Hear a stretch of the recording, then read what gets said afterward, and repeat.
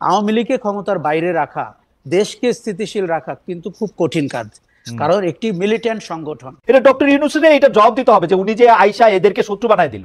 আসলেই আমি আমি সেই দিন থেকে ওনার সমালোচনা করেছি, যেই দিন উনি সরলীকরণ করেছেন, এবং উনি কিন্তু এই বাচ্চাদেরকে এই এই এই আন্দোলনকারীদের শত্রু বানাইছে, সবার এই বিএনপি শত্রু বানাইছে, যখন সবার শত্রু বানাইছে। ওয়েস্টার্ন, আপনি আমেরিকাতে থাকেন, পশ্চিমা বিশ্বে কিছু শব্দ ইউজ করা, রকস্টার, মাস্টারমাইন্ড, এখনো পশ্চিমা অডিয়েন্সকে এক শব্দে বলতে আপনি অনেক সময় কার্যকর, কিন্তু এইটার যে রাজনৈতিক এফেক্ট, এইটার যে সামাজিক এফেক্ট, এটা ওনার ভাবা উচিত ছিল।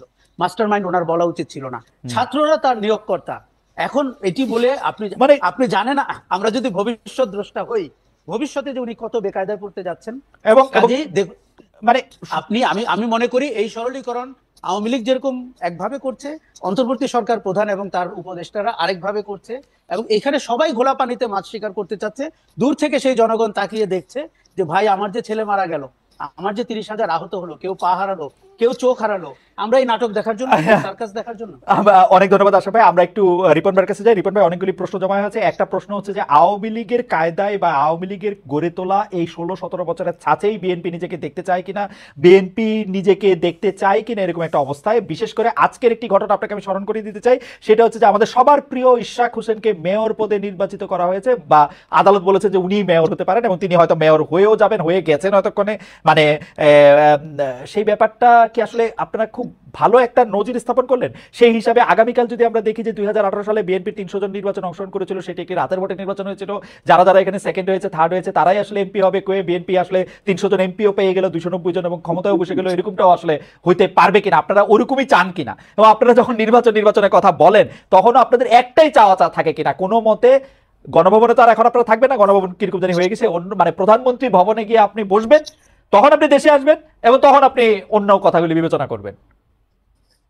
ধন্যবাদ আপনাকে। আসলে আপনি যে কথাগুলো বলছিলেন, মনে হচ্ছে যেন বিএনপি চাইলেই আপনার মেয়র হওয়া যাবে, বা এটা বিষয়টা এরকম না।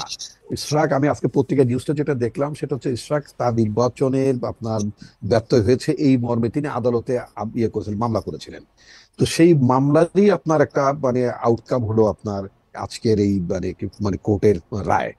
এখন এটা তো কোর্টের বিষয়, এটা তো আসলে দলের বিষয় না। দল তো এমন কোনো ডেমনস্ট্রেশন করেনি যে আমাদের যারা মানে নির্বাচনে অংশ নিয়েছিল তাদেরকে বিজয়ী ঘোষণা করতে হবে।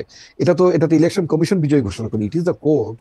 কোর্ট আপনার মানে সেই মামলাটির আপনার রায় দিয়েছে, চট্টগ্রামে রায় দিয়েছে, এখন মানে সেটা কোর্টই দিয়েছে, তাই না? এখন আপনি এই কোর্টের রায়ের বিবেচনা বোধ অথবা এটাকে আপনি যে ব্যাখ্যা আপনি দিতে পারেন সেটা আলাদা কথা। আমি যে ব্যাখ্যা দিতে পারি সেই ব্যাখ্যা হচ্ছে বিএনপি অলরেডি ইন পাওয়ার এবং বিএনপির বাইরে এখন কিছু নাই বাংলাদেশে। ইলেকশন হইলে বিএনপি 290 সিট নিয়ে আওয়ামী লীগ যেভাবে দেশ শাসন করছে এইভাবেই দেশ শাসন করবে না।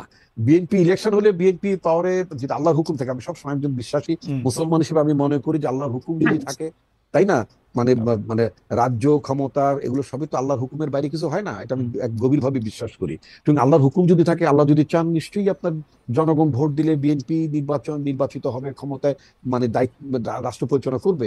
কিন্তু আপনার 290-280 এত ব্রুট মেজরিটি বিএনপি ক্ষমতা যেতে চায় না, নিঃসন্দেহে না। আপনাকে আরেকটা কথা আমি বলি, বাংলাদেশে মানে আপনার একটা ক্রেডিবল আপনার মানে ডেমোক্রেটিক প্র্যাকটিস থাকুক, একটা জবাবদিহিতা থাকুক। আমরা কোন সংস্কারটা চাই? বিএনপি কিন্তু বারবার একটা কথা বলছে যে আমরা ভোটের জন্য, একটা সরকারকে জবাবদিহি করার জন্য, রাষ্ট্রের নিরাপত্তা সংহত করার জন্য যেই সব আপনার সংস্কারগুলো এসেনশিয়াল, সেই সংস্কারগুলো নিয়ে আমরা আগাই, যে সংস্কারগুলো আপনার পরবর্তীতে গভর্নমেন্ট হিসেবে আপনি করতে পারবেন। এখন আপনার কথার কথা, আপনি ক্লাসে পাঠ্য বই আপনি বাংলা ভাষায় মানে পড়বেন না সব ইংরেজি ভাষায় পড়াবেন, এটা তো এখন সংস্কারের মুখ্য বিষয় না। আপনার এই যে বারবার ফ্যাসিস্ট সরকার কেন আছে? Because due to election. এরা ইলেকশন তোয়াক্কা করেনি। ইলেকশন কথাটা শুনলে তাদেরই গায়ে আগুন জ্বলবে যারা জীবনে ইলেক্টেড হইতে পারবে না, নির্বাচনের মধ্যে ক্ষমতা যাওয়ার কোনো সুযোগ নাই। রিসেন্টলি আপনি আরেকটা দেখবেন কথা বলছে, যেটা আমার পার্টিটা ভিন্ন মত পোষণ করেছে, সেটা হচ্ছে সংখ্যানুপাতে মানে আপনার মানে চাই, কি বলে মানে নির্বাচন। আচ্ছা রিপন ভাই একটা হাইপোথেটিক্যাল প্রশ্ন করি। ধরেন আজকে থেকে 1 বছর পরে নির্বাচন হইলো, তো 1 বছর পরে নির্বাচন হলে আপনারা কি এনসিপি রে ভয় পান যে এনসিপি একটু এখন কিছু আসন পাইলে ওই সময় আরেকটু বেশি আসন পাবে, এরকম মনে করেন? না না, আমি আদৌ তা মনে করি, আমি ব্যক্তিগতভাবে আমি আদৌ তা মনে করি এবং আমার দলও তা মনে করে। তাহলে আর আপনারা ইলেকশনটা তাড়াতাড়ি করার প্রেসারটা কেন দিচ্ছেন? ইলেকশনটা তাড়াতাড়ি করার প্রেশার দিচ্ছে যে কথাটা বলে, এটা তো একটা নির্বাচনী সূত্র। গণঅভ্যুত্থান আপনি আশরাফ কায়সার বলেছেন, আপনি বলেছেন একটা দীর্ঘ, আমরা বলবো কিন্তু বিএনপি দেখেন স্টেক হোল্ডার, বিএনপি কেন বলবে? বিএনপি ওয়েট করবে যখন ইলেকশন হবে তখন ইলেকশন হবে, আমরা বলবো না না, অনির্বাচিত সরকার যতদিন ক্ষমতা থাকবে ততদিন এখানে ষড়যন্ত্র থাকতে পারে।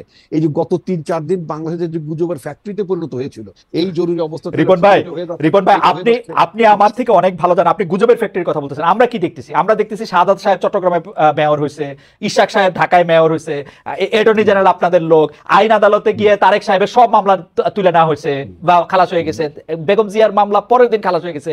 সেক্রেটারি যারাই প্রশ্ন করি, আমি তো কিছুদিন সরকারি চাকরি করছি জানি, যারাই প্রশ্ন করি সে নিজের প্রথমে বলে না যে ভাই তোমার সাথে বিএনপির কোন লিডারের কথা হলে তুমি কিন্তু বললো আমি কিন্তু বিএনপির লোক। এই সিস্টেমটা তো ভাঙতে হবে। কেন তাকে বলতে হবে সে বিএনপির লোক?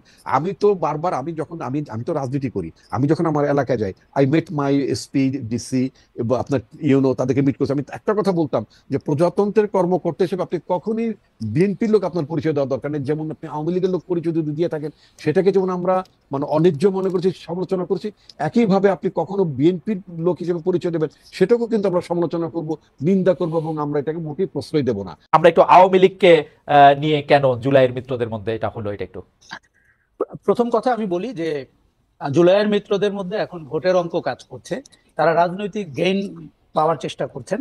আওয়ামী লীগের সংগঠনের যে ভোট রয়েছে, সমর্থকদের যে ভোট রয়েছে, এখন আওয়ামী লীগ নির্বাচনে এলে নামকাও আসতে একটা পার্টিসিপেটরি নির্বাচন হলো, কিন্তু তারা ক্যান্ডিডেট দিতে পারবে না। অতএব আওয়ামী লীগের ভোটগুলো পেয়ে সব দল, 3টি দল স্বপ্ন দেখছে যে এখান থেকে বেনিফিশিয়ারি হয়ে পার্লামেন্টে তারা সংখ্যাগরিষ্ঠ আসন করবে। কিন্তু এইখানে তারা যেটি ভুলে যাচ্ছে নীতি নৈতিকতার প্রশ্নটি, যে আপনি কাউন্সিলরের সাথে কমিশনারদের সাথে যে আলাপ করছেন, সেই লোক তো বন্দুক হাতে জুলাইতে রাস্তায় ছিল। কাজে তখন আপনার দ্বিধা লাগছে না ভাবতে যে শহীদদের রক্তের উপরে দাঁড়িয়ে আপনি বেমানি করছেন? আমরা 3টি দলকেই তাদের কোনো কোনো আচরণে দেখতে পাচ্ছি গণ অভ্যুত্থানকে ভুলে যেতে, এবং কোনো দল গণ অভ্যুত্থানের চেতনাকে পাশ কাটিয়ে নির্বাচনকে সামনে এনে তাদের ক্ষমতায় যাওয়ার পথ সুনিশ্চিত করতে চাচ্ছে। এখন আমি আপনাকে বলি যে বিএনপির ব্যাপারে তার একটা পারসেপশন তৈরি হয়েছে যে বিএনপি সংস্কার চায় না, না চেয়ে নির্বাচন করে ক্ষমতায় যেতে চায়। এখন তার মনে হয়তো ভালো 2-1টি সংস্কার থাকতেও পারে। আমি কিন্তু তারেক রহমানের বক্তব্যে সবচেয়ে ইমপ্রেসড গত 7 মাসে। উনি আগ বাড়িয়ে অনেকগুলো কথা বলেছেন যেটা বিএনপি নেতৃত্বকে আমি খুব একটা বলতে শুনিনি, কিন্তু সেগুলোকে তো আমাদের লিপিবদ্ধ করে ঐক্যমত্যে সিগনেচার সহ থাকতে হবে যে this is what we agri. সেই জায়গাটিতে আপনি দেখেন বারবার আমরা অন্তর্বর্তী সরকারের কথা বলছিলাম। আমি অন্তর্বর্তী সরকারকে খুব একটা বিশ্বাস করতে চাচ্ছি না, কেননা তাদের ক্রেডিবিলিটি খুব একটা হাই না। তারা কিভাবে নির্বাচিত হয়েছেন? আমি 5 তারিখ থেকে প্রশ্ন করেছি এই উপদেষ্টাদেরকে কে নির্বাচিত করেছে, এই গোমর কিন্তু আমি এখনো উত্তর পাইনি। 5 থেকে 8-এ বাংলাদেশে কি ঘটেছে, কে উপদেষ্টাদের সিলেক্ট করলেন? কাজে আমরা চাই তাদের মেয়াদ স্বল্প হোক, নির্বাচন তারা দিক, এবং আমরা অনির্বাচিত সরকারের আওতায় দেশ চলুক, এটা আমরা চাই না। আমরা নির্বাচনের পক্ষের মানুষ, কিন্তু সেই নির্বাচনের আগে তো আপনাকে কিছু কথা একমত হতে হবে, নালে তো আবার আপনি একটি আওয়ামী লীগ বা একটি হাসিনা সরকারের মতোই সরকারে চলে গেলেন। কাজে আমি কিন্তু ভেবেছিলাম যে অন্তর্বর্তী সরকারের না, বিএনপি সবচেয়ে বেশি সংস্কারে অগ্রণী ভূমিকা পালন করবে। বিএনপি আগ বাড়িয়ে বলবে যে সরকার যেন বাধ্য হয় এই সংস্কারগুলোকে করতে, অথবা জামাত অথবা জাতীয় নাগরিক পার্টিও যেন বিএনপির সাথে সুর মিলাতে পারে। আমরা বিএনপিকে ওই জায়গাটিতে দেখতে পাচ্ছি না। মানুষের পারসেপশন তৈরি হয়েছে আপনি সংস্কার চান না, আপনি নির্বাচন চান, কিন্তু বিএনপিকে এটা ক্লিয়ার করতে হবে। দেখুন পারসেপশন, খালেদ আপনি খুব ভালো জানেন, পারসেপশনটাকেই ব্যাটল করতে হয়। Perception is reality, right? Absolutely. এইবার রিফাইন্ড আওয়ামী লীগ সম্পর্কে আমি বলি, আমি ফ্যাসিবাদের উপরে যতটা পড়াশোনা করেছি, বাংলাদেশ আওয়ামী লীগের সমর্থক, কর্মী, শুভানুধ্যায়ী, কমান্ডাররা আমার কাছে একটি নতুন বিস্ময়। তারা অনুশোচনাও করেননি, তারা দোষ স্বীকার করেননি, তারা গণহত্যার দায় নেন না, তারা উল্টো ওই গণহত্যাকে পাশ কাটিয়ে অ্যাজ ইফ পৃথিবীতে কিচ্ছু ঘটে নাই, তাদের গতকালকে জন্ম হয়েছে, তারা ইউনূস সরকারের সমালোচনা করেন, ছাত্রদের দুর্নীতি নিয়ে কথা বলেন। দেখুন এগুলোতে আমার কোনো সমস্যা নাই ফ্যাক্ট বেস হলে, কিন্তু তারা গুজব নির্ভর, তারা মিথ্যাচার করছেন। তাদের মুখে আপনার সবচেয়ে নিরীহ লোকটিকেও আওয়ামী লীগ সমর্থিত আমি আজ পর্যন্ত অনুশোচনা করতে দেখিনি। এটি আমার কাছে খুব ভয়ের, কেননা বাংলাদেশের রাজনীতি আমরা যতটা বুঝি, আওয়ামী লীগকে ক্ষমতার বাইরে রাখা, দেশকে স্থিতিশীল রাখা কিন্তু খুব কঠিন কাজ। কারণ একটি মিলিটেন্ট সংগঠন, এবং যাদের এখন টাকা পয়সা আছে, আপনি জানেন 15-16 বছরে তারা প্রায় 233 কোটি টাকা নিয়েছে। কাজেই রিফাইন্ড আওয়ামী লীগ বলে যে প্রপোজালটি বাজারে এসছে, এটি অত্যন্ত অযৌক্তিক, অগ্রহণযোগ্য। এটি আওয়ামী লীগের করিডোর থেকে পাশ হয়ে কোথাও বাজারে আসবে না। আপনি এখন বলুন যে স্পিকার মহিলাটি ছিলেন, তিনি কিভাবে স্পিকার হয়েছেন 3 বার, তিনি কিভাবে এমপি হয়েছেন?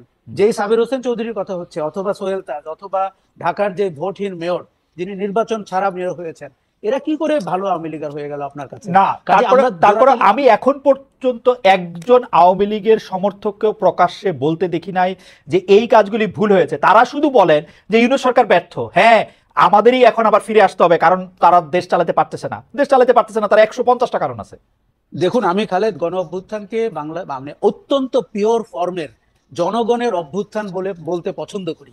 কেননা এই ছেলেগুলো 50 জনও ছিল না জুলাই মাসের 1 তারিখে, আমি যতটুকু জানি। এরা কিন্তু, আমি এটাকে নাম দিয়েছি ক্রাউড সোর্স রেভলিউশন।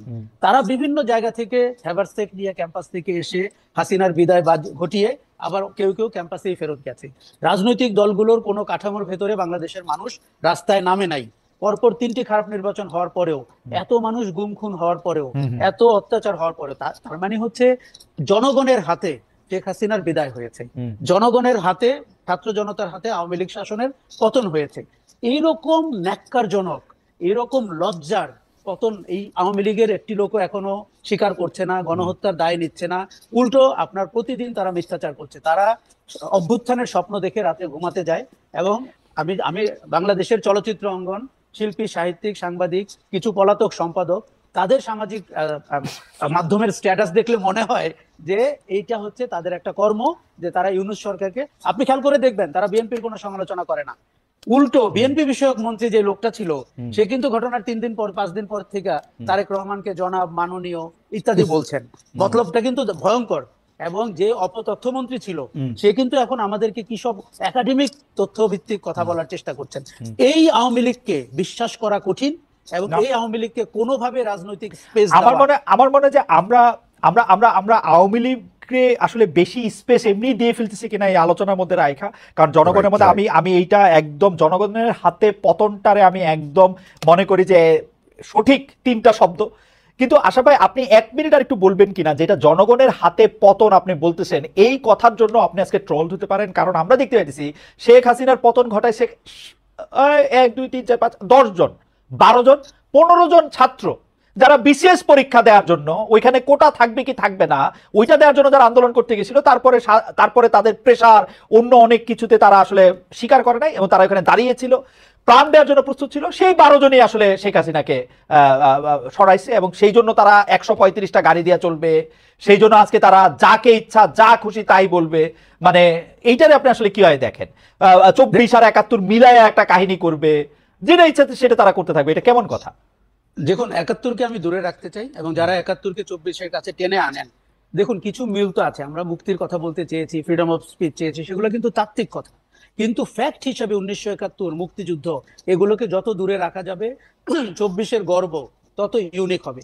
দেখুন, আমি আপনাকে বলি, আপনার সাথে খালেদ আমি একদম একমত। আওয়ামী লীগকে আমরা আমাদের মাইন্ড স্পেস থেকে বিচার করছি, 24-এর সিগনিফিকেন্স দিয়ে বিচার করছি না।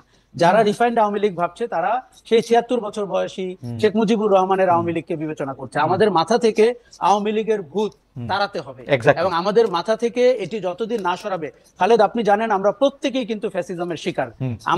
আমাদের প্রত্যেকের চেতনার মধ্যে এক টুকরো হাসিনা ঢুকে গেছে, এক টুকরো আওয়ামী দুঃশাসন ঢুকে গেছে।